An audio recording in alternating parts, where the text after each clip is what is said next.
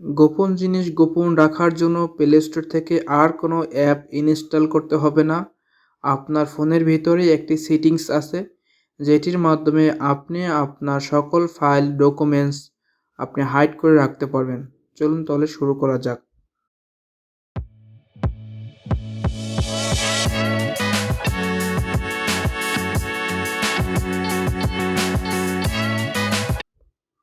প্রথমে আমরা আমাদের ফাইল ম্যানেজার যাব, যার যেরকমের থাকে সেরকমভাবে ঢোকার পরে আমার এখানে ইন্টারনাল স্টোর আছে, আমার মেমোরি নাই।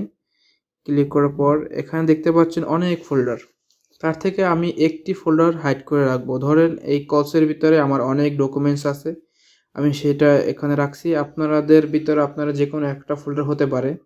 আমি ধরে নিলাম আমার এটা আছে গোপন তথ্য বা যে কোনো সিক্রেট জিনিস, সেটাতে আপনারা ক্লিক করতে হবে। সেই ফোল্ডারে ক্লিক করার পর দেখছেন এখানে মোর অপশন বা কারো ফোনে রিনাম আসতে পারে। আপনারা এই যে মোর অপশনে ক্লিক করার পরে রিনামে ক্লিক করবেন। জাস্ট এই নামের প্রথমে একটা ডট দিবেন, ডট দিয়ে রিনাম করবেন, দেখবেন ফোল্ডারটা ভ্যানিশ হয়ে গেছে। এখন কেউ চাইলে আর আপনার এই ফোল্ডারটা বের করতে পারবে না, কোথা থেকে খুঁজে আনতে পারবে না। এখন আপনি কীভাবে আনবেন?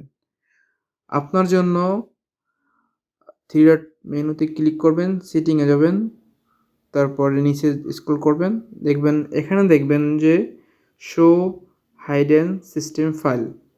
জাস্ট এটা অন করে দিবেন, ব্যাক চলে যাবেন। দেখতে পাচ্ছেন বন্ধুরা এখানে কলস নামক ফোল্ডারটা শো।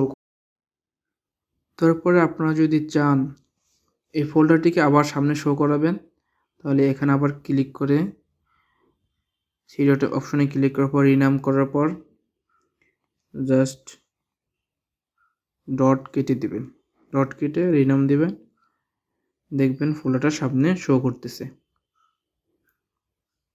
Thank you.